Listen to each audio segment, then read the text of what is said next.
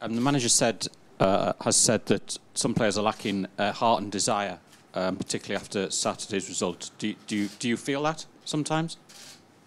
I don't know. It's hard to say, but I think sometimes it of course might look like that. But I think I look in the training ground and I look around the change room, and I think everyone wants the same, and that's to win games and to climb up the table, and obviously that's what we need to do. I think we need to fight for the club and for the team and for the manager, and starting tomorrow. You need thick skin to yeah, of course play under the manager, but 100% this club is the biggest club in the world, and we as players need to take what's said and take that on board, and like I say, I'll keep saying it, but we need to fight for the team, for the manager, and for the fans and for the club, because yeah, of course we're going through a bad stage at the moment, but that's why I signed my contract, because I know good things are coming our way, and hopefully that's sooner rather than